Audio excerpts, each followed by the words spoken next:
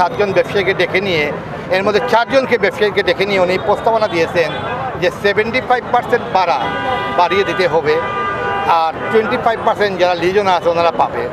তখনই ওরা ব্যবসায়ীরা আমাদের কাছে দ্বারস্থ হলো এবং আমাদেরকে বললো যে আপনারা বললেন আমাদেরকে এখন আমরা কী হবো, আমরা বিশাল ক্ষতিগ্রস্ত হবো।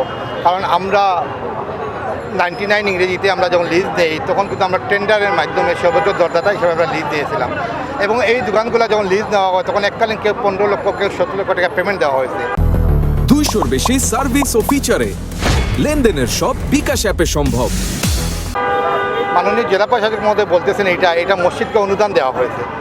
তো আসলে আমরা জানি না আসলে যে মসজিদে অনুদান এককালীন 15 লক্ষ 17 লক্ষ টাকা এইভাবে কে দিবেন না দিবে। কারণ আপনি 99 ইংরেজিতে যখন আপনি 15 লক্ষ 17 লক্ষের ভ্যালুয়েশন ধরেন আর এখন তো ভ্যালু দেন তাহলে দেখেন কত টাকা অ্যামাউন্ট আসতে পারে তোমার। তো যাই হোক, উনি আমাদেরকে যেটা বলেছেন আমরা আসলে এটা খুব মর্মাহত হয়েছে ওনার কাছ থেকে। আমরা এখনও বিশ্বাস করি মাননীয় জেলা প্রশাসক মহোদয় যে আমাদের দাবির প্রতি একতা ঘোষণা করে উনি এই ব্যবসায়ীদের স্বার্থে এই দোকানগুলো খুলে দিবেন। কারণ এইভাবে যদি চলতে থাকে তখন দেখা যাবে আজকে হয়তো কালেক্টর মসজিদ এটা শুরু হয়েছে, তখন দেখা যাবে বিভিন্ন মার্কেটে যে বেসরকারি যারা মালিকানা যারা আছেন, বিভিন্ন জমিদার যারা আছেন তারাই কিন্তু এই কৌশলটা অবলম্বন করবেন।